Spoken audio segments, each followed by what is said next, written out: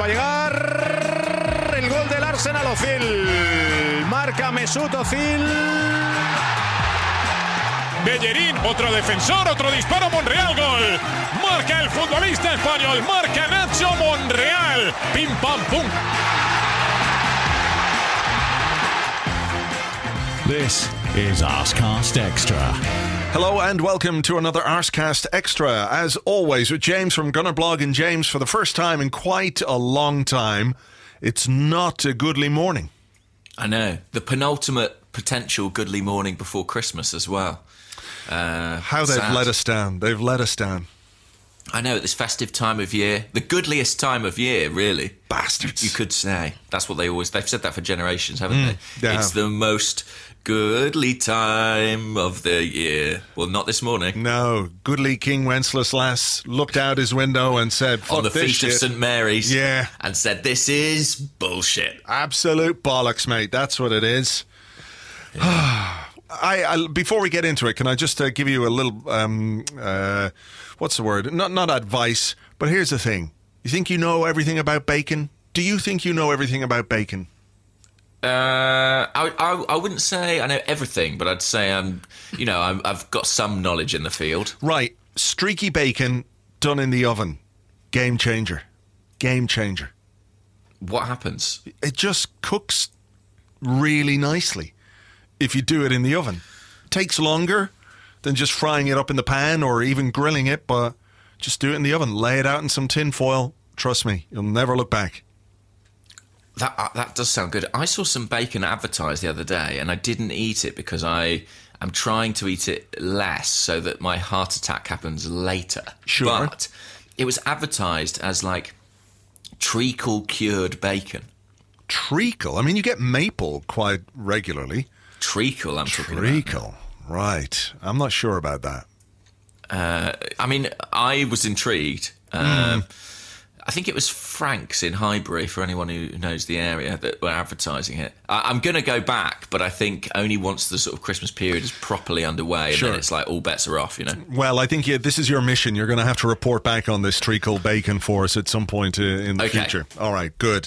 Shall we then get on with the football and the first defeat in 22 games? Southampton 3, Arsenal 2. I'm feeling a bit I won't say I'm feeling okay, but I'm feeling quite philosophical about this defeat because I felt for a while like it was coming. There have been games where we've ridden our luck. We spoke about the horse. The horse is now dead, probably somewhere being turned into fucking treacle bacon. Horse bacon, imagine such a thing. Anyway, the horse is dead, and Unai Emery fell off the horse as well, but he seems to be okay, unlike most of our defenders. There were mitigating circumstances. I think it was a pretty awful display. Poor performance by the team. I'm not sure the manager got as many things right as he should have got right. But, you know, in the grand scheme of things, a first defeat in 22 is not bad. So we can analyse the game, but I think we can look at it through the context of, okay, it was going to happen sooner or later, and if our chickens came home to roost yesterday. Yeah, the chickens came home to roost and evicted the horse. I think I was preparing for you to be like, oh, this was really bad and I'm sad about it. And I was going to say, I was thinking, I know what I'll do. I'll take the stance of, I'm actually not that sad about it. Unhelpfully, I think we both sort of think the same thing. Yeah. Look, I mean, there were mitigating circumstances, and I do think those contributed, and I'm sure we'll talk about those. I also don't think this was a dramatically worse performance than some of the games we've won or drawn. That's fair. Yeah. And Emery said that himself after the game. He was like, we've played like this and won. And I think, if you were viewing the performances in their entirety and not just looking at the results, it wasn't necessarily that surprising, some of what we saw at Southampton.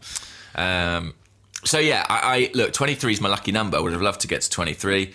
I would love to have got 3 points, but you have to lose a game eventually. And I just think we weren't quite at the level we want to be. And I think circumstances conspired against us enough that it didn't go in our favour this time. Yeah, true. And, I have wondered for some weeks what or if the pressure of the unbeaten run was becoming something of a burden on us, a bit of a millstone around our necks, and what would we be like when we lose a game? How are we going to respond? I think it's going to be very informative and educational for us to see how this team and how the manager responds to a defeat, because, you know, we did lose those opening 2 games, but since then, nothing.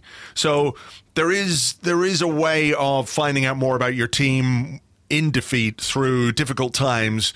You discover who the characters are, what the personalities in the team are like, who is going to step up, who's going to get downhearted, all that kind of stuff. So I'm really curious to see where we go from here. You know, I'm a little bit trepidatious because we have some injuries now. Hector Bellerin's injured as well, on top of Rob Holding. Kolasinac injured again. He's quite brittle, that guy, isn't he? He seems to miss games fairly regularly. So we do have some problems in that particular area, but I'm curious to see where we go and how we respond.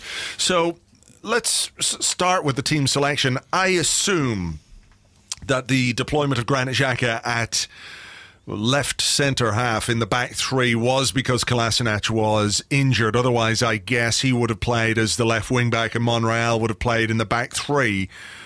Do you feel like that's a decision that he got wrong? Because I do, I have to say.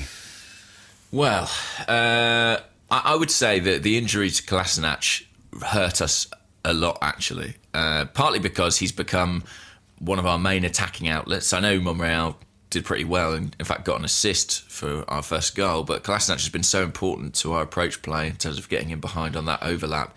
So having to take Monreal out of centre-half, put him at left wing-back, I think it cost us our left wing-back, it cost us our centre-half in the shape of Monreal, and it cost us a really important central midfield player. I mean, ultimately, Xhaka and Torreira, I think, is kind of one of the key hubs on which the unbeaten run has been built.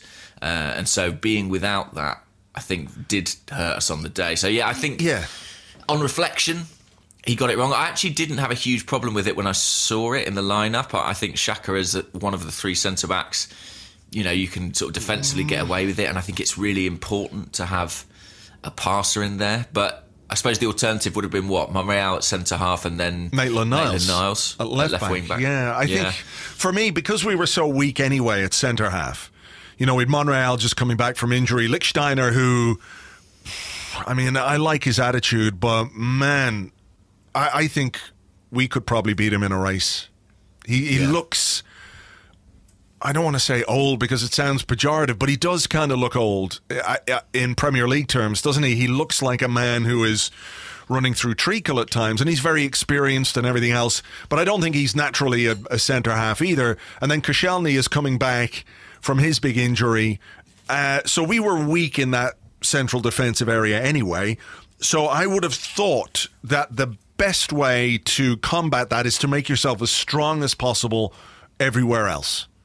So make sure you've got a midfield that functions, that can dominate, that can take control of the game, which I think, you know, even if you were to play the 3 midfielders, you know, if you were to play Guendouzi in there with Torreira and Xhaka, you know, you give yourself maybe a platform from which to do that. When you take Xhaka out, you know, there's a lot to like about Guendouzi, but there's also a very raw, inexperienced player on the pitch, which is what he is, and he's very willing and he runs and he's got a good range of passing, but we saw at times yesterday his inexperience show. So I think that was kind of a mistake. I can kind of see why he did it because he so few options, but I think hindsight is great and everything else, but I think it was a decision that he got wrong on the day. What about sticking with the back 3 itself? Did you understand that? Yeah, I understood that again because it's a weird kind of catch-22 situation when you've only got one established centre-half in Koscielny and he is only just back from 6 months out. You know, it's a lot to ask him to play in a back 4. So I could see why he stuck with the back 3, especially away from home. But I think as well, part of what you need in a back 3 are players to do some of the running for the guy in the middle. Lichtsteiner can't do a great deal of running. Monreal, I think, might have been a better option. I mean, I don't think Xhaka was bad at centre-half. I think he was maybe a little bit culpable on the third goal, but that was a wider issue. But generally speaking, I thought he played quite well there. But it's just not having him in midfield that is the problem. Yeah, I thought, individually, you look at his game, it's not like he was, out of position all the time or making major errors. I do think we missed him in the middle of the park. I thought Guendouzi, he was actually better than I think most did. I've seen him get very mixed press, but, when you look at our best play in the first half, he was the guy who found the pass for Aubameyang for his left-footed shot. He was the guy who found the pass for Torreira, who then squared almost for a tap-in for Aubameyang. Yeah. In our second goal, it was him closing down with Lacazette that prompted the ball to break to Mkhitaryan. But I would concur that, it was defensively where we saw maybe his inexperience. He stood off at times when he needed to press and close down the cross. But I didn't think individually he was particularly poor. I just thought we missed, Xhaka in the last few weeks has got better and better defensively, I think. And Emery's trusting him more and more. And I think it was, I remember seeing in the Huddersfield game, when we went to 1-0, the first thing that Emery did on the touchline was call Xhaka over and basically tell him to sit right in front of the back four at the time, which, entrusting Xhaka like that would have been difficult, I think, 6 months ago. But I think he's got stronger and stronger in that part of his game. And I think you're right, we did miss him there at the base of the midfield because Southampton were very fired up, weren't they? I mean, they had a new manager, a crowd that was reinvigorated, had a reason to believe, and they were physically more intense than us in that first half. Yeah, certainly. You could see actually when we came out in the second half that we were there was much more effort and intensity by the way we were trying to close down, particularly when we didn't have the ball. So it was indicative of a really poor first half. Any issues with the selection of Mkhitaryan and Iwobi? They haven't really produced. Obviously, Mkhitaryan got 2 goals yesterday, so he justified his selection in that regard. Iwobi played a part in the first equaliser, played a ball down the line to Monreal. So, I don't know how far back you want to go to give somebody credit. I thought he struggled a little bit. I don't think the attacking side of our game was good enough, considering the players we had on the pitch and considering some of the chances that we had. So we're going to talk about the defending, but just before we do, I think you've got to look at the attack. When you have a weakness in your defence like we do, and it's not just yesterday. It's not just yesterday. We really need the attack to fire. And when the attack doesn't fire and you're defensively weak, you could get found out, and yesterday was a day when that happened. Yeah, and if you look at our best performances and our best results this season, they have been the ones where the attackers have kind of taken the half chances, and when we've come up short, on almost on every occasion, we can, apart from maybe the exception of the opening game, the Man City game, we can think back at chances that we missed. And I think the same is actually true at Southampton, and Emery made that point afterwards. Yes, we were poor defensively, but we've been poor defensively all season.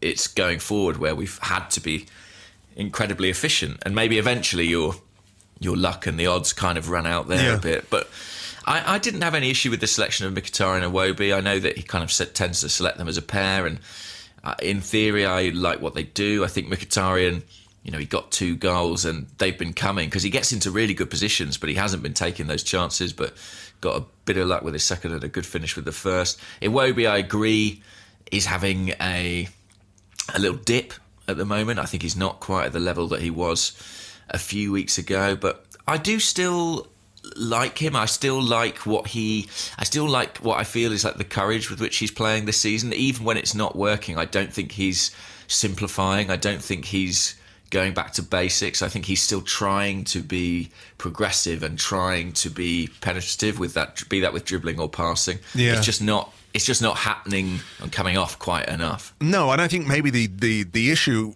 okay, Iwobi and his lack of end product is certainly an issue, but the wider issue is the lack of alternatives at this point. We did have Ramsey and Ozil on the bench. Ozil came on for Iwobi at about 70 minutes, and I think we would have brought Ramsey on had Lichtsteiner not got injured, which was a bad tackle, actually. I thought that was a really nasty tackle from behind. on him, which injured him. So we were kind of blunted in that sense, that the injuries robbed us of, we had to make a change at halftime because Hector Bellerin got injured, Lacazette came on. I kind of see where you're coming from with Iwobi, but I would like Emery to go in a different direction for a few weeks and let Iwobi work his way back into the team rather than be there on default because he's athletic or because he feels like he can do a job away from home in keeping the team compact. I think we need more from him, and there was a really interesting moment. We just equalised. Mkhitaryan's second equaliser, maybe 60 seconds later or 2 minutes later, there was a great chance for Iwobi. Aubameyang sort of rolled the ball back to him and he just blasted it over the bar. And that lack of composure maybe took the game in a different direction, perhaps. Had he scored there, and I think it was a good chance for him to score, we're 3-2 up, and all of a sudden we've changed the momentum of the game. And in those positions, we need players like Mkhitaryan, as he did yesterday, and credit to him for doing it, to produce. And when you don't produce, it can come back and bite you in the arse. And that's what happened yesterday to an extent. Now, I'm not blaming Iwobi for the fact that we can't defend. I'm just saying that in those moments, we need better from players in those positions. And that's why I think, there's a lot to like about Iwobi's game, but there's also a lot that needs work.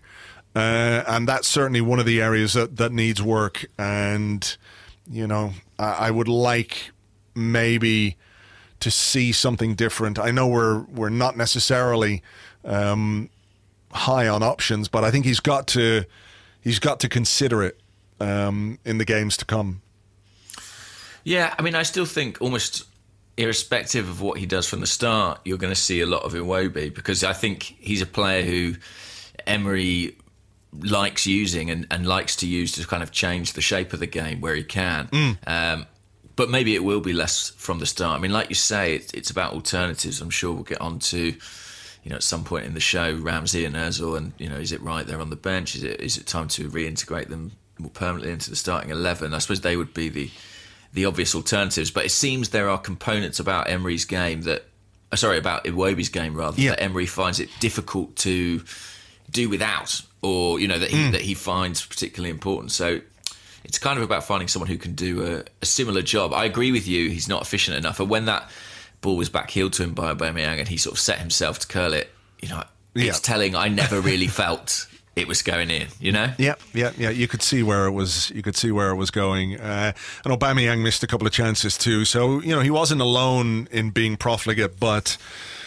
Look, maybe just a couple of games on the bench might be what he needs, and if we can find a solution or find somebody to bring into the team, whether it's playing with the two strikers or something else, I think we have to consider it. So let's go through the goals. The first one, maybe we could have done more to stop the cross, but it was a very good cross and a very, very good header.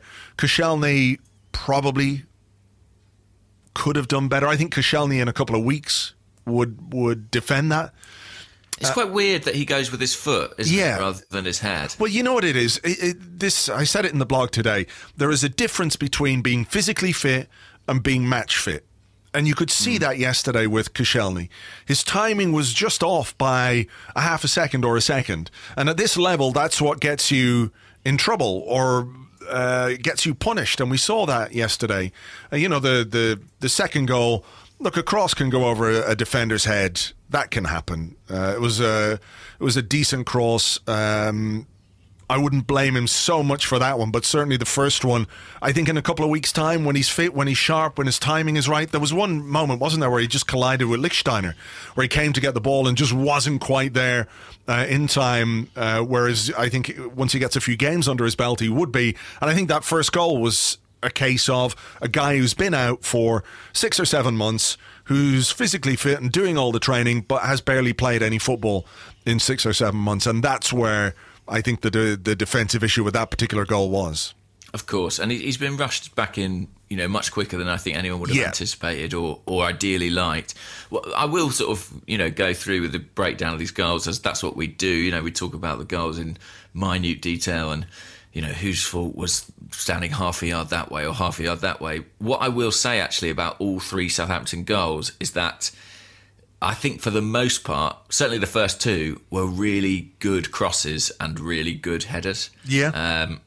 And I think we definitely could have done better in each instance, but I think you also have to sometimes stand back and say, kind of statistically, the chance of the cross being that good and the header being that good is pretty slim. And they got, in a sense, lucky that they were quite so brilliant in those instances. Yeah, maybe. But I think, the second goal in particular, where we allowed Redmond far too much time and space. Iwobi was switched off. Guendouzi was switched off. They both should have closed him down much more quickly. And, he got the cross in, and it is a very good header from Danny Ings. I do wonder if Danny Ings should have been on the pitch, by the way, because there was a foul on Koscielny just minutes before their first goal, which I think could easily have been a red card. The referee saw it and just played on. He went over the ball and straight into Koscielny's shin, studs up. I think that could have easily been a red card, which isn't to blame the referee for our defensive failings, but obviously that would have had a significant impact on the outcome of the game when their goal scorer would not have been on the pitch. So, that's a different issue. We still have to deal with what we have to deal with.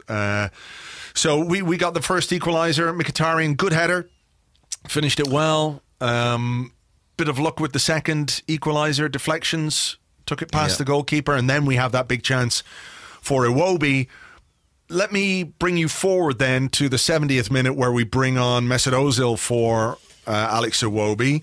Was that the change you would have made if you were in there? And I know people are going to roll their eyes to heaven when I say I would have brought on Aaron Ramsey for Iwobi rather than Ozil. No, I think I would too, because I thought Lacazette, when he came on, made a real difference. He worked incredibly hard. He was involved in the pressing, which led to the second equaliser.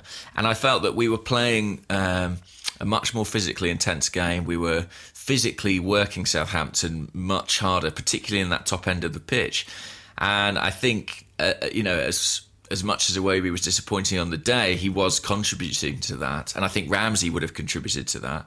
And I felt that Ozil, when he came on, was really peripheral, and he was ostensibly playing from the right. Mkhitaryan switched over to the left, and that was probably part of it. He wasn't really getting the ball, but I don't think he was hugely helpful in terms of the pressing that we've been doing in the second half either. What? It's a weird one, isn't it? Because it's odd that Emery would say of Ozil, we went to Bournemouth and the match was sort of too physically intense for him and he left him on the bench, and yet that Southampton game was so much more physically intense. Yeah.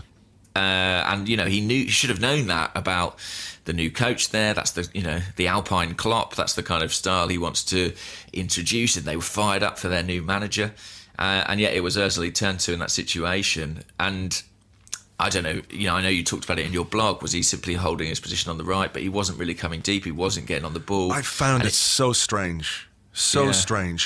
Here we are, and we'd actually pushed them back. They got to the point where we were pushing them way back. They were tired because they put in a huge physical effort. And there was a moment, maybe 2 or 3 minutes before they scored, where it could have been Shane Long. He just whacked the ball clear. And Jamie Redknapp on commentary is going, oh, he's trying to push his team higher up the pitch. They're sitting too deep, but it's really difficult when you're tired. We were dominating them in terms of the territory anyway.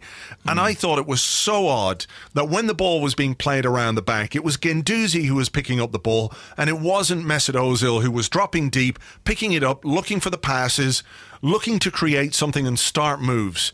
And he was high up the pitch, and there was one moment, I think, where he combined quite nicely with, I can't remember if it was Lacazette or Aubameyang, a couple of little step overs and, a really nice move, which ended in a corner, not a shot. So maybe he was instructed to play higher up the pitch. But when you are nominally one of the best playmakers in Europe, why don't you get on the ball? Why don't you take responsibility and try and create something for your team? I found it really strange. I can't believe that the instruction to Mesut Ozil was to just sort of drift around the two forwards. I can't get why that would be the case. So I thought his performance was really quite odd. I think if he was going to come on, I think we probably should have changed the shape to accommodate him. I mean, ultimately, the right-hand side in what is ostensibly a 4-4-2 would never be the position that you'd think, oh, Ozil's going to have a great time here. Yeah. And I think that may have been part of it. And I was really disappointed, obviously, when Lichtsteiner went off and Ramsey didn't get on, because I was looking at the game thinking, I think this is made for Aaron Ramsey. Yeah. I just felt the way that their midfield was tiring, the way we were beginning to sort of overwork them. And let's say, while we're talking about this, that, you know, at 2-2, that it only looked like there was one winner in the game. I know it ultimately didn't go that way, but I was encouraged that we weren't just sitting back on the unbeaten run. I really did feel like we were pushing and trying to take the 3 points. Ultimately, though, we got caught, didn't we? We did get caught. And, well, it was a step over in midfield for Mesut Ozil. I'm not sure he did quite enough after he lost the ball. I think he could maybe have done a bit more there. I'm not sure that was the right decision either. You know, to step over the ball in central midfield, you know, whatever about doing it on the edge of a box, but, you know, you got to take the ball there and keep possession and keep things moving. They had far too much space there on the left-hand side. I don't know where Monreal was or why he was tucked so far in field. Shane Long could have been closed down more quickly by Granit Xhaka, I think. I think that's it. I think Monreal basically expected Xhaka to step out almost as the fullback, you know, and deal with Shane Long, because that Monreal was heading in to play as a centre-half, really, as he chased back. But, you know, that's one of those things where maybe if Xhaka had played centre-half his whole life, he and Monreal would have that understanding where, you know, he would move out to the flank and Monreal would tuck in instead of him. But Xhaka didn't really know how to defend that situation. I did think you could see that in that instant. Yeah. He's not naturally a defender, Xhaka. But I do think he should have closed down the cross more quickly, and that's, you know, when you have a weak defence or when you know you're defensively weak, it really is important to just stop the danger as high up the pitch as you can. Don't let crosses in. Southampton showed that they are good in the air with headed goals, and they scored another headed goal, but I don't think Bernd Leno will be particularly pleased with his part in that third goal. If he comes, he's got to get the ball. Simple as that. And he missed it. And I think that is a weakness in his game, isn't it? Crosses, set pieces, deliveries into the box. He's not as convincing as he should be. Like, I think Petr Cech would get to that ball. I think where his mistake is, you know, is his footwork, isn't it? Because ultimately, it's not like he stays on his line, doesn't go for it. He does go for it. He misses it by a fraction. But I guess that's because his dive doesn't take place really from the right place. And when you watch it, as Long kind of goes through, he kind of comes out. He almost goes to narrow the angle. He hesitates, then he goes back to his line. Then when he actually sort of makes the dive to try and intercept the cross, he's doing so from the near post. So it's just too far for him to get there. And Charlie Austin, I mean, God, we make that guy look good. Yeah, we really do. We really do. Was it 5 goals in 5 games against us? I mean, he's not a bad player, but, you know, he's a thorn in our side, that's for sure. Yeah. Defensively, I just thought, I don't want to make excuses. Well, I do kind of want to make excuses.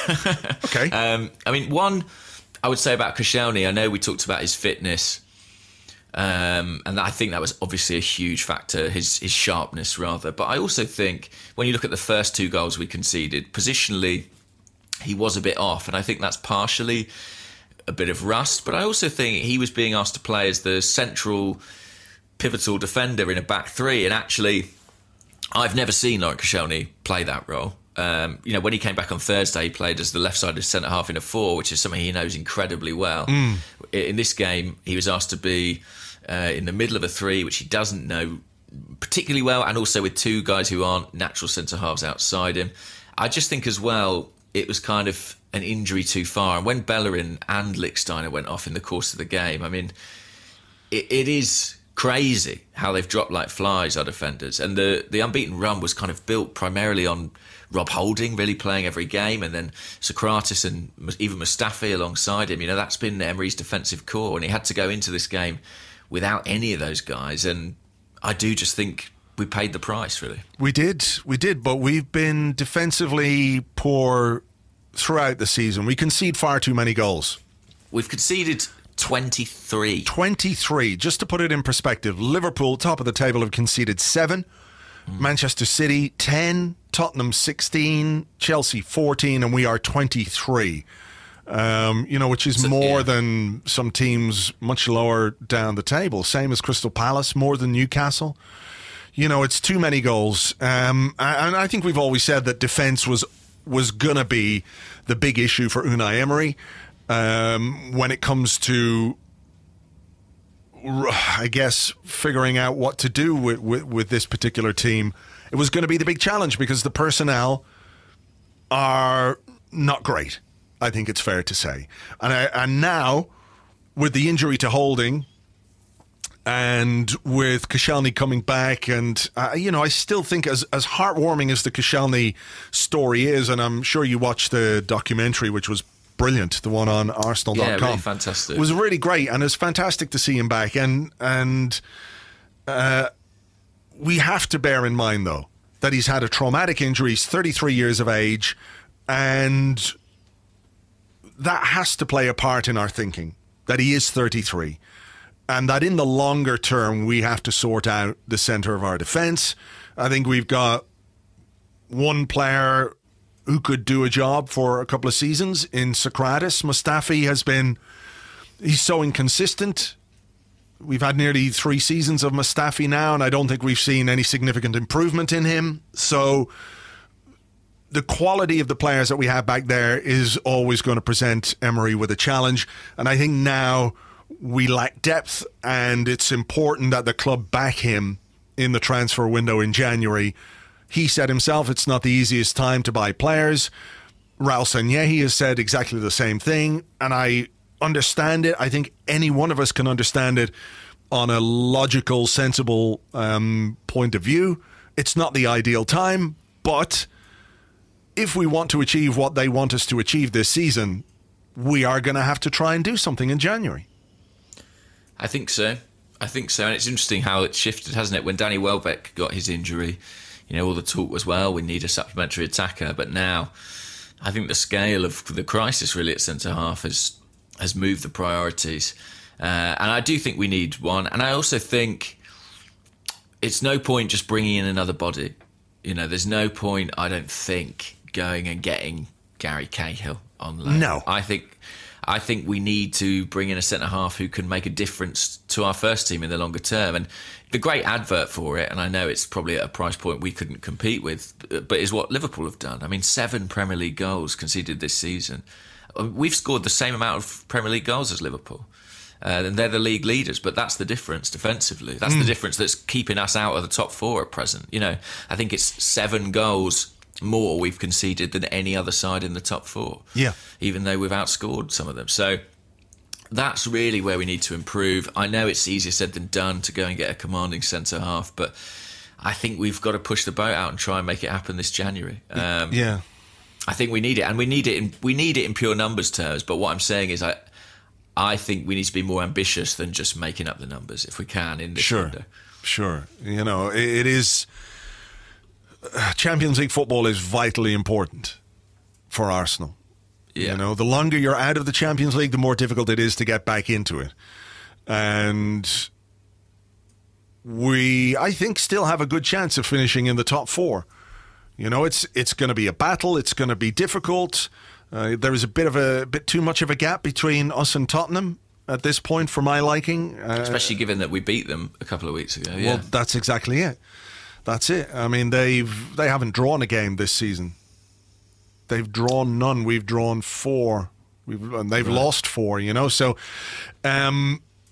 yeah.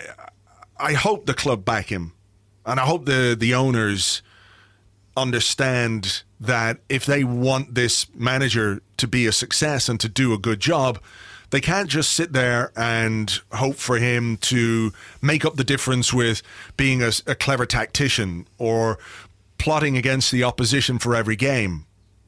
You know, all of those things he's been doing this season, and they probably have played a part in us achieving good results. But it's been a bit of a fucking slog, hasn't it? You know, there've been a few games where we've played really well and we've dominated and it's been a brilliant performance. But for the most part, the results during that unbeaten run in the Premier League, we've kind of had to work really, really, really hard for them. And I'm not saying that you shouldn't have to work hard, but at some point, the effort is going to take its toll. And maybe we're seeing that in terms of the injuries. Something doesn't go quite your way. You don't get the rub of the green and you lose points and you lose games and you lose ground on the opposition. And, you know, if they're really, really serious, they're going to have to back him in this transfer window and in the next transfer window as well. So I think there's only so much he can do with the players that he's got. That's what I'm saying, defensively. Yeah, I think he's pulled off an extraordinary tightrope act, Unai Emery, for 22 games here, because he's won matches by such narrow margins, it's felt like at times. You know, us taking half chances, the opposition missing clear chances, you know, that's been a hallmark of this run. And I don't actually put that down to fluke. I think that's because he really has very quickly established a winning mentality at the club. And I think, you know, when you look at a team, you know, good teams, winning teams are able to take advantage of those narrow margins, and that's where they make the difference in the finest areas, fractions of games. They make the difference. Yeah. But I would like it to be more comfortable, and it's never really been comfortable, has it? Throughout that unbeaten stretch, it's never been particularly comfortable, and I think that tells you something. I think about the fact that we're almost doing well in spite of ourselves at times. You know, there are deficiencies in the team and the squad that do need correcting. So I hope that starts in January. And Emery, I like that he has, I know yesterday he was kind of playing that, well, it's difficult January, but I like that he's been up front and forthright about it, about wanting a defender, because, you know, he's got, what, a 3-year contract? He's only got so many windows to get this right, to get the team that he wants in place. And I think he's done enough in his first few months in the job to warrant the faith of the board and the owner in going and getting him a player that he needs. Absolutely. And look, let's not be under any illusions here. This is not about, you know, a frippery of some kind. This is a necessity. He doesn't just want a new player for the sake of a new player. It's not a transfer because we want a nice, shiny new thing. It's because we actually need a player in that position, and we need to improve the quality of the players that we've got in that position. You know, even one really good central defender can have a huge effect on a team, as Van Dijk has shown at Liverpool. You know, remember how porous Liverpool were under Jurgen Klopp until more or less this season, would you say? Maybe there was improvement last season, but, you know, in the first... A little bit second half of last season. You know, but they had a lot of central defenders, a lot of guys who didn't look quite good enough. And, you know, this is a guy, we know that Klopp really works his players hard, and he looks for intensity, and he looks for pressing and all that hard work stuff that we expect from players these days. But they were terrible defensively, and they found a really, really good player who kind of holds everything together and is making other players around him better as well. So, you know, I'm not saying that we can go and find a Virgil van Dijk in this transfer window. You know, that's not what I'm saying. And I don't think we can afford a player, you know, for what Virgil van Dijk cost. But it is... I think he shows what an impact one individual could make. Exactly. And I think it could be huge for this team, because you can't help but feel part of the reason we're even playing with a back three is because Emery doesn't quite believe in the centre-halves to carry a back four. You know, so it would open up potentially that option too if you got the right guy. I think it's, you know, obviously it's been a priority for some time at Arsenal. I think since we got before we got Mustafi, but especially since we got Mustafi, and he didn't prove to be the solution. And you know, I know it's difficult to name names, but I couldn't have named you Lucas Torreira 6 months ago. So, of course, yeah. Of course. Hopefully Raul and Sven can do their thing. Yeah, I hope so. It's an important job they have, and it's important that the manager gets the backing of those people. You can't ask me or you to run fucking 100 meters in 10 seconds. You just can't ask somebody to do something impossible. So you've got to give us a pair of rocket-powered roller skates and we could probably do it. But, that's the transfer market equivalent, I think, of what we're going to have to do. But look, a disappointing day, a bad performance, management not quite as good as it should have been, but there were mitigating circumstances. It is our first defeat in 22 games. There's a need to just sort of say, okay, this wasn't good today, and we could see why it wasn't good, etc., etc. But now it's about responding and how we go forward from here. I know we've got a tricky week. I would rather not be playing a Carabao Cup semi or quarter-final against Tottenham. I think we might have a question or two about that in the second half. But in Premier League terms, the next couple of games we've got are Burnley and Brighton, which you would have to say are winnable games. A good chance for us to bounce back, to get 2 wins under our belt before we go to Anfield, which is going to be a very, very difficult day. So, there is a way of putting not a positive spin on it, but, we can take stock, reassess, and maybe find a solution to some of the things that haven't been working and go again. That's what we do. Yeah, absolutely. And I think, if you look back at Arsenal teams in the past, when they've had these little unbeaten stretches, often not as long as this, when they've finally lost a game, it's felt like there's been a bit of a reverberation to that, and they haven't necessarily resuscitated the horse immediately. Yeah. To really torturally stretch the analogy. And, there's been the games where they've dropped more points, drawn games, looks a bit lacking in confidence. It would be really great to see this team bounce back from this defeat in real style. I would love to see it. I mean, the Spurs game does present a bit of a conundrum, which I'm sure we'll get onto. But you're right, in league terms, I think we've got to be looking to win those games, especially with Anfield on the horizon. All right. Well, look, anything else from the weekend you want to touch on, other than maybe just a quick laugh at Mourinho? Yes, I mean, yeah, always good. I mean, long may he remain in the job. It's fantastic to watch at the moment. Jose forever at United. Jose at United forever, please. Okay, look, we'll take a break. We're going to come back with your questions and more in part 2 right after this.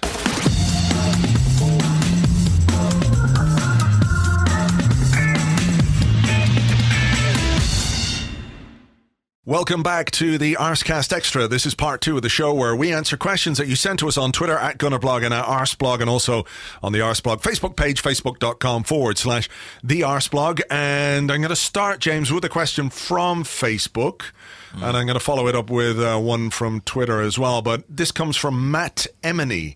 And he says, I hate to say it, but I see a lot of value in putting out a weakened team against Spurs in the Cup, but so many disagree with me. My heart says, try to smash them, but my head says, we need to pick our battles and save our troops for another day, especially given all the defensive injuries we're getting. Where do you stand on this? Can we just let one North London derby slip? It is just the Carabao Cup. That's my opinion, at least. And we had another question here from Anish Chandoke, who says, Arsecast regular Tim Stillman wants us to lose on Wednesday to avoid a 2-legged semi-final. How crazy is that? Isn't the Carabao Cup more likely than top 4? Not a major trophy, but Emery would love to win it. And just to clarify, Tim doesn't want us to lose on Wednesday. I think what he said was that maybe the best thing for Arsenal in the overall context of our season would be for us, I think he said, lose on penalties, because then it's not like a real defeat in a way, even though you lose the game. And just in the overall context of what we want to do this season, which is achieve a top 4 finish or get into the Champions League via the Europa League, that maybe we could do without 2 more games in January, a double 2-leg semi-final, and potentially a final. And of course there is a trophy, and football's all about winning and trophies, but I kind of see the point of this one is, I think it's the fact that it's Spurs, of course, just makes it complicated. If we were playing anybody else, I would be all on for a completely weakened team. But, the fact that it's Tottenham adds an extra dimension to this, and we can't escape that. So how do you feel about this particular game? I want to win it. I want to win it.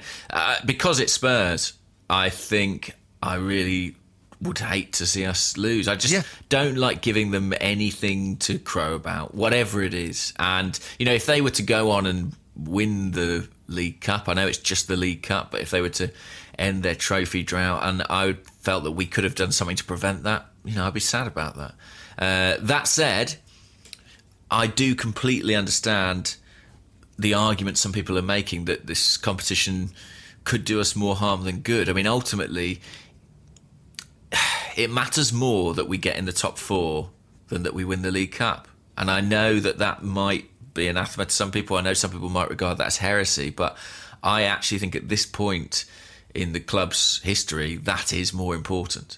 We've won domestic cups in the last few years, and it's fantastic. But I think for us to get back to where we really want to be, we need to be in the Champions League. Yeah, it's a tricky one. Like you, I don't think he can.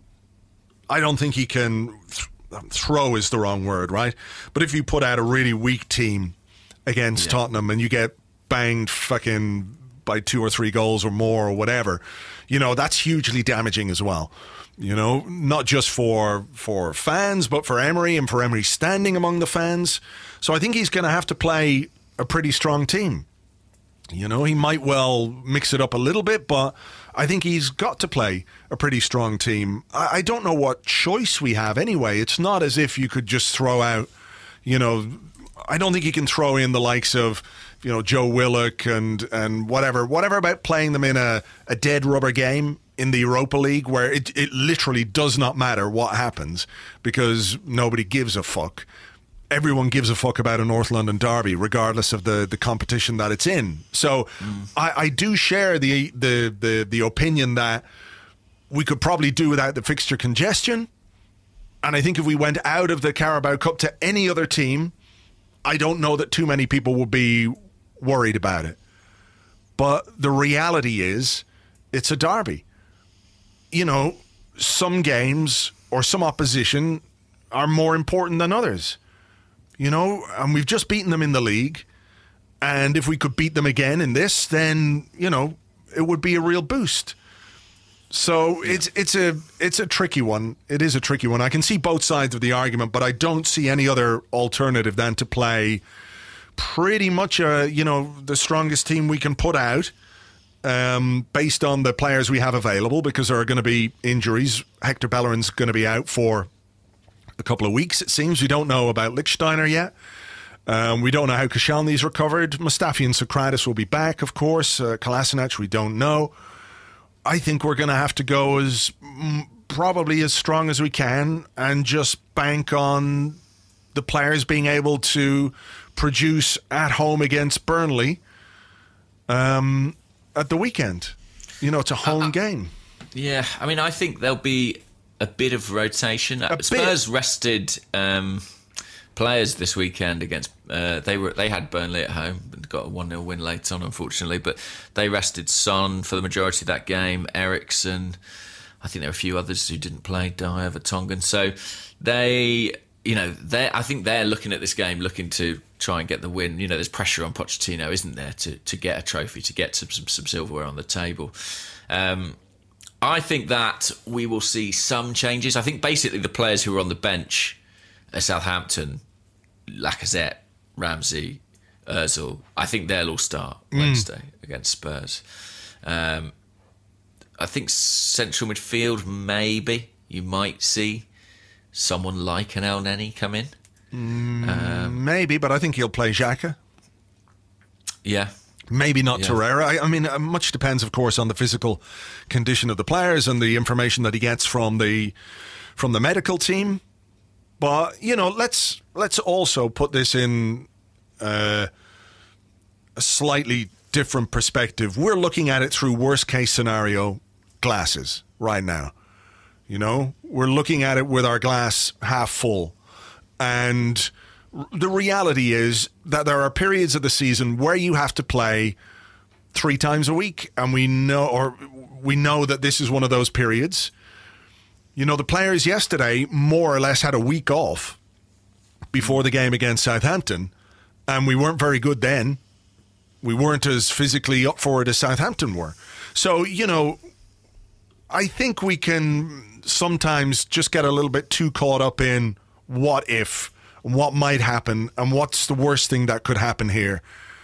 And in reality, these are professional athletes who are used to playing 3 times a week at certain periods of the season. It's not ideal for them, and it does impact on the quality of performances and everything else, but it's not like we're asking them to do something unusual or remarkable, and that's why I think he'll go pretty strong for the game on Wednesday. But do you think Emery's tendency to name relatively strong sides in cup competitions has anything to do with the spate of injuries that we're picking up at this point? No.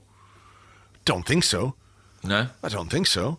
I mean, he played relatively strong sides in the first 4 Europa League games because he looked at the fixture list and he saw that between Carabao and Vorskla, he had a North London derby, he had a trip to Old Trafford, and then that home game against Huddersfield.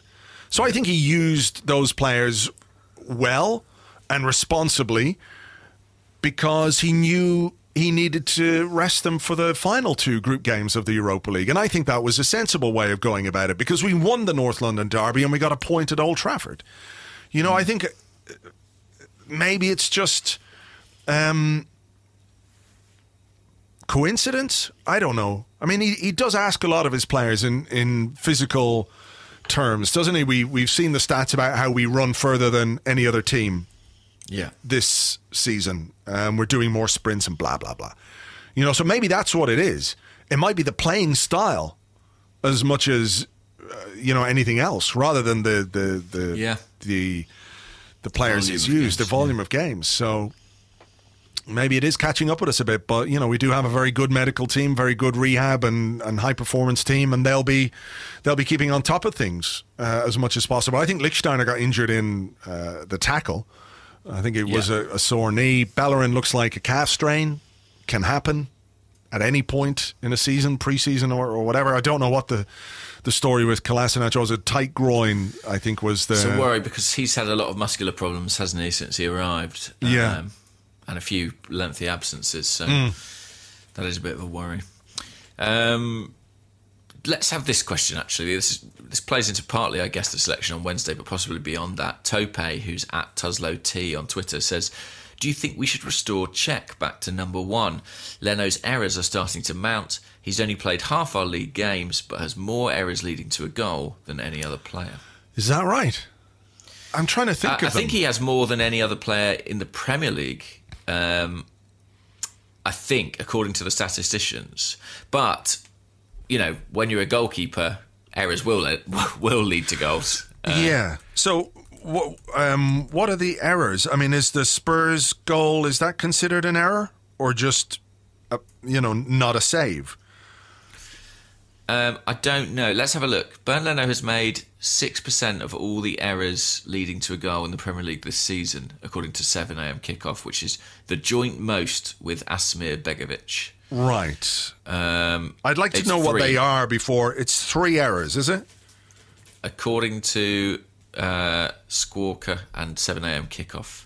I don't know what they necessarily are off the top of my head. I think they are almost certainly on crosses, aren't they? I mean, there was one, I always think Selhurst Park, Crystal Palace, there was a flap in a lead up to a goal there, wasn't there? A lead up to concession of a penalty. But maybe, I don't know if that would count. That would be Mustafi's error, presumably. I don't know, but equally we can sort of make our own judgment, can't we? Should Cech come back in? It's a difficult one. I think he'll play Wednesday, wouldn't you think? Yeah, I think so. And I think in general Leno's done quite well, and he's good on the ball, and he's given us, I think, since he came into the team, a bit more assurance in terms of how we play out from the back. Certainly. He's a good shot stopper. He's made some really, really good saves. Yesterday's was a bad decision or a bad mistake or however you want to think about it. It was what he did make one fantastic save, by the way. He did, yeah. It was brilliant from the header from Yoshida. Again, question marks to be asked of our defence, how a guy can just run in and get a free header like that. I don't think it is time to restore Cech. I don't think so. I'm a bit worried about Leno and his culpability or his weakness with crossing or with crosses and corners and stuff like that, because he is a bit unconvincing there. But in terms of what he gives the team when we play out from the back, his distribution is good. He's a good shot stopper. Is he going to be a world-class, brilliant keeper? No. I mean, I think, maybe people won't like this, but he sort of, I get a whiff of the Mignolet off him. You know what I mean? Yes, I do know what you mean. And I don't, it's just a feeling that I have. Our sample size with him is quite small at the moment, so he's a new signing and there's still quite a lot of goodwill towards him. But I don't think he's done enough wrong to lose his place, is where I am with that. Right, yeah. I think it's a really difficult one, actually. I think the argument to keep him in the team is that, we know what we're going to get from Cech. We're trying to find out if Leno is a Mignolet or an Edison, and that playing him through this period and through these games is probably the way we're going to discover that, the way we're going to get closest to realising his potential. However, with the defence being quite as ropey as it is at the moment and lacking in experience in those positions, it is tempting, I think, to turn to Petr Cech, who, let's not forget, with the exception of some awkward footwork, was very, very good. I agree, yeah, I do agree. And if he performs well on Wednesday against Spurs, I think there is actually a decision to be made, because Arsenal then have Burnley, who probably their best chance of scoring is from a cross or a set piece at the Emirates Stadium, and Cech can be much more commanding in those situations. I also don't think it would necessarily be a disaster for Leno to come out of the team for a period and then work his way back in. I don't know. I think I'm going to go with sticking with Leno, only because I sort of assume this is Cech's last season at Arsenal, and so you have to think about the future a bit more. I kind of have to think about the future, and maybe if we spent that much money on Leno, I think we have to try and wring value out of that and see if he can be the guy for next season and beyond.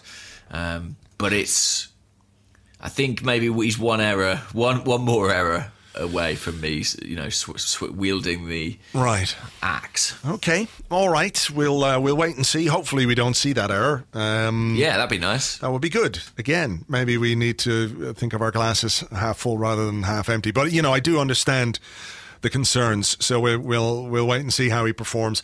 David Winters, who's at David Winters 86, says, "What do you think about the tactics from some of the opposition teams lately? Feels like they're going in hard and late in tackles. Referees are not protecting us, but I'd like to see more reaction from our players." And also, Beardy McBeardface says, "Is there anything we can do to counter the rotational fouling we are being subjected to, or do we just need to accept that it's going to happen to us?" I think it's kind of a compliment.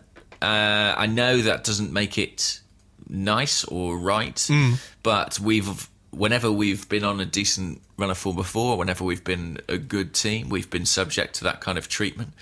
And I think it's part and parcel of the Premier League. I think all you can do is hope that the referee controls it and you don't get a situation like the Huddersfield game where it's just allowed to persist almost indefinitely without retribution. I thought there was an element of that yesterday as well. I thought the referee let a lot go in terms of the fouling that Southampton were doing. What can we do to combat that? Is it a Premier League referees edict that they're going to let more go? Some referees probably won't. They could clamp down on the game a bit earlier. I think there's this sort of thing, isn't there, where a player, if he gets booked early on in the game, will say, it's early or it's my first challenge. But if a foul is worthy of a yellow card, it's worthy of a yellow card in the first minute or the 90th minute. When the foul happens, doesn't make any difference. That's why I think yesterday the referee should have at least booked Danny Ings, because it was a late foul on Koscielny, deliberate too, I think. Bit nasty, could have been a red card. Again, it's water under the bridge at this point. What I would like to see maybe from our players is just, I'm not saying do that Roy Keane, Andy D'Urso thing, where the United players chased him around the pitch and their veins were bulging in their heads and everything else. But they let referees know when things were going that they didn't like or didn't approve of. And if your players are getting kicked and if your players are getting fouled all the time, like there was a one on Torreira where he got a knee in the back, and let's tell the referee, let's get in and around the referee and remind him that he's got to keep control of a game, without winding him up or without getting his back up and making him more inclined to give us a card. I think we need to make sure that the referee knows we've been fouled and are continuing to be fouled. I mean, look at Lichtsteiner. Every time he gets fouled, he's fucking down holding his leg and rolling around, and maybe he's hurt or maybe he isn't, but he's leaving the referee in no doubt as to what's happened. And sometimes a referee might see something out of the corner of his eye or might think it was 50-50. Let's make him think it was 75-25 or 80-20. 80-10, do you hear me? There's great maths again. But, I think we could do a little bit more in terms of objecting to the treatment that we're getting. And also maybe give a bit back. Give a bit back. I think Koscielny gave a bit back to Danny Ings at one point yesterday as well, which was good. But it's been a bit of a feature in the last few games that we have been kicked. And as you say, maybe it is a bit of a compliment, but also it can be a bit dangerous as well because players can get hurt. So, yeah, as we're seeing, I think you make a good point. I think it's about making sure the referee is aware of what's going on. Exactly. Just fucking make sure. This question comes from T. Asterix, his name's written as, who's at TV15 on Twitter. And T says, 34 points would put us top of La Liga, third in Serie A and second in the Bundesliga. Are things actually going better than we think, but the competitiveness of this season's Premier League masks it? I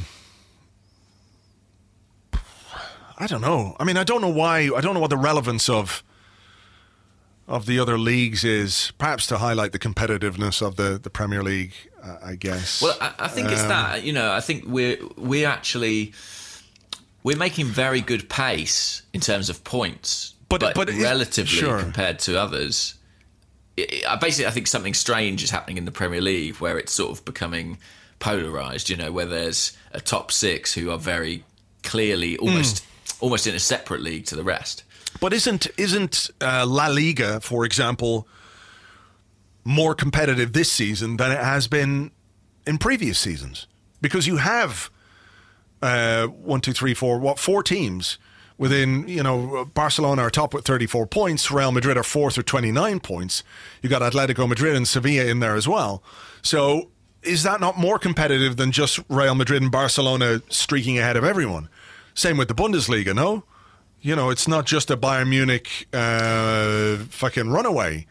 No, I think that's true. I think those leagues are genuinely more competitive. I would argue that the Premier League is in some ways less competitive because I think basically what you've got is 5 teams who don't really drop any points. And a bunch of other teams below who are not really part of that competition. I know you get occasional things like Southampton beating Arsenal yesterday, but I feel like there's a really clear delineation between the haves and the have-nots in the Premier League. Whereas I feel like it's a bit more equitable in Europe. Essentially, I think it's an interesting question because I think what it's doing is saying our results would ordinarily, or in years past, maybe make us better off than fifth. But I think what matters is that we're fifth ultimately. And, it only really matters the competition that we're actually in. Okay. And Well, yeah. Go on. I mean, just in terms of that, if we had, how many points do we have now? 34. So if we had 34 points this time, at this point last season, we would be in 4th place, 3 points ahead of Tottenham and Liverpool and Burnley, all of whom were on 31. This time last season, we had 30 points. We conceded 20 goals, so 3 goals fewer under the defensive rock that is Arsene Wenger.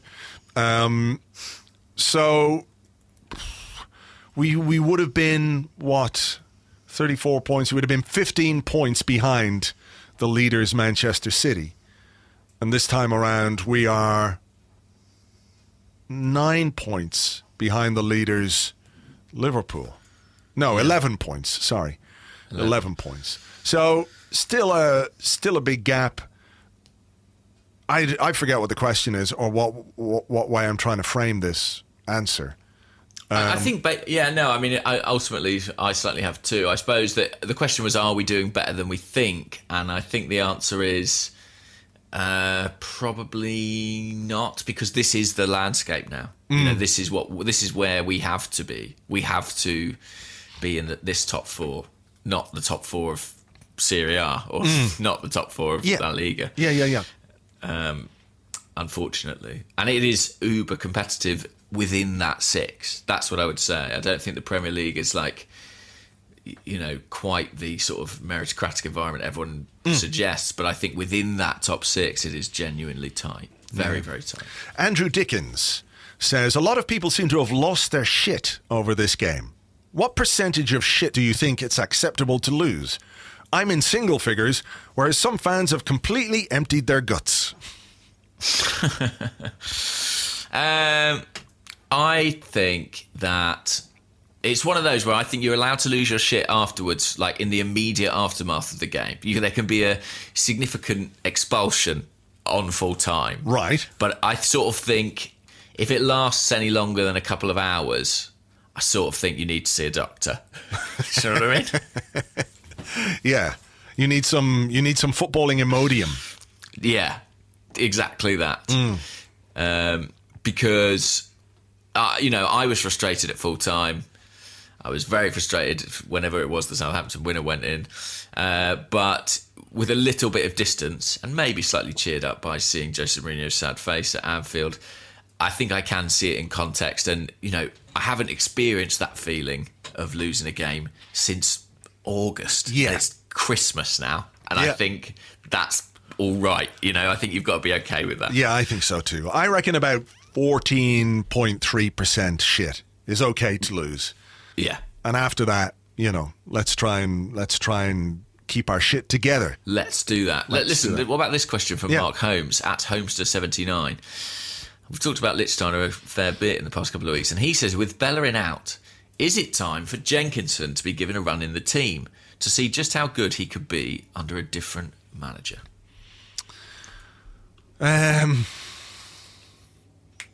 I think Carl Jenkinson is kind of a last-ditch option for us.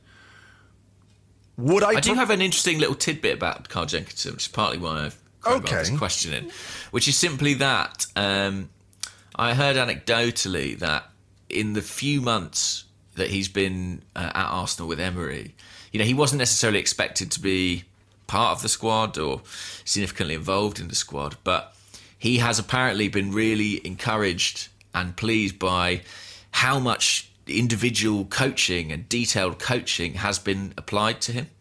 And, I think that reflects very well on Emery, because ultimately Jenkinson's probably not a player he was desperate to keep, but he's someone he's kind of ended up with in the squad. But rather than just say, well, just make the best of it, play your odd League Cup game and get on with it, I think there is an attempt to improve and develop him as a defender, and maybe there hasn't necessarily been a huge focus on that in the past. Yeah, look, he might be useful over the coming weeks.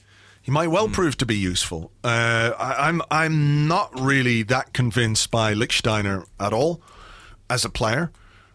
Attitude-wise, he's having to use every inch of his experience to sort of get away with it in a game, isn't it? Yeah. And that's good. And, there is a real benefit to having experience and to having the kind of character that he has in the dressing room. I've got no issue with that. I just think on the pitch, it looks like we play a game that's too quick for him.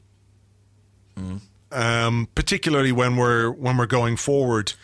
There was a moment yesterday where he, was in a good position to put in a cross, and he took a touch and it was blocked out, and it just looked like a guy for whom the game is a bit too quick.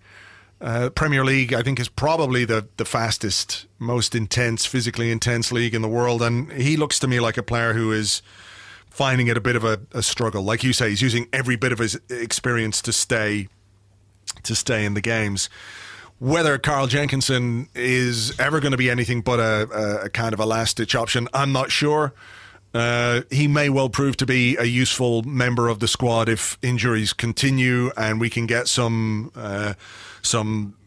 reasonable performances out of him. It's not like he's incapable of playing well, but he's a limited player. He's only ever going to give you that much, So maybe he will. I don't think it's time to sort of say, okay, now Bellerin's out, let's see what Project Carl can do, I don't think that's it. But he might just prove to be a handy guy to have around in the next few weeks. Whose time is it if we're without, Bellerin for a period? Would you go with Lichtsteiner, or I think I would maybe be tempted to go with Ainsley Maitland-Niles as the right back? Yeah, I think Maitland-Niles could probably have done a bit more yesterday in terms of chasing back with Charlie Austin. Maybe. But again, it's about coaching and about reminding him of what to do in certain situations. In terms of the way we play and the kind of player that Emery wants at right back, Maitland-Niles fits that far more than Lichtsteiner does for me. So I would be tempted to give him a run of games there, especially when we're about to face Liverpool away from home. The idea of Mane or Salah or Firmino running rings beyond and around Lichtsteiner is quite scary. And we saw in the Liverpool game last season, didn't we, that Arsene Wenger had enough confidence in Maitland-Niles to play him at left back against Salah. Because he knows he's quick, he's got good recovery pace, and that's important in this league. And it's important when you're playing a team like Liverpool, who are, as we saw yesterday against Manchester United, quite the machine. So I would be tempted, if Bellerin is out, to use the Burnley game and the Brighton game to give Maitland-Niles a couple of games at right back. And if Bellerin's back for Liverpool, great. But if not, at least we've had him in there a couple of games and they can work with him on the training ground and, help him analyse his videos afterwards and show him this is what you need to do, etc., etc. So, yeah, I would be inclined to give him a go there. I agree. I don't want to see Lichtsteiner chasing Salah and Mane around. No. Not something I need over the Christmas period. No, for sure. I have a question here, and it is from Michael Deere, who's at MW Deere. And he says, simple question, why do you think we're so poor in the first half of games? Simple question. I'm not sure there's a straightforward answer. I don't know. Ding, ding, ding, ding. Bingo, everybody. I think, why are we so poor? I think sometimes it's a lineup thing. Yeah. Sometimes the starting 11's not quite right. I think it's partly psychological. I feel like we've kind of started to lean on our second half a little bit. And I wonder if maybe it becomes sort of self-fulfilling in that maybe opposition go, right, well, our opportunity to get at Arsenal was in the first half. So let's, attack them early on, see what damage we can do. Yeah. Yeah, I do wonder if it's something to do with preparation and team selection, And I can't believe that for 22 games or 25 games or however many games we've played this season, that there isn't some discussion in the dressing room beforehand about, come on, lads, let's start well today, get stuck into them, really be up for this one from the off. I mean, we saw it in the Tottenham game. But I do wonder if there's an element when we play certain opposition of, okay, let's take our time a bit, and also perhaps this record that we have in the second half of games becoming a bit of a self-fulfilling prophecy or a crutch in certain ways, where we think, okay, well, look, first half wasn't great, but we can always do it in the second half. And I think I can understand why that happens, but I do think we need to find a way of imposing ourselves on games from the off, because when you don't start games well, I think it can benefit the opposition. It sounds completely reductive to say if you don't play well in the first half, it's good for the opposition. But if they're expecting a tough game and you're kind of tepid and dismal in the first period, it gives them a boost, which you don't really want to give them. So it's an important thing for Emery to get on top of. And again, maybe losing this game against Southampton, I'm not saying it's a good thing. Of course, it's not a good thing, but it might be something that lets him or makes him take stock about what way he's setting up his team and what way he's preparing his team and sending his team out for matches. Yeah, absolutely. I think that as well, rotation is part of it. You know, whenever Arsene Wenger used to play the same team game after game, whenever he would mix it up, he would always talk about how, well, it took a little bit of time for the team to gel because, you know, they're a bit unfamiliar with each other.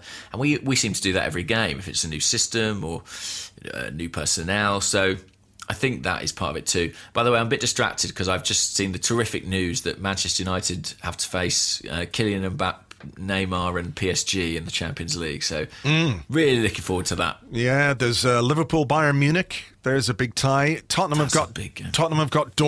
Come on, Dortmund. Come on, I can get behind. I quite like Dortmund, so I'm happy with that. Yeah, that's good. I'm on board with that.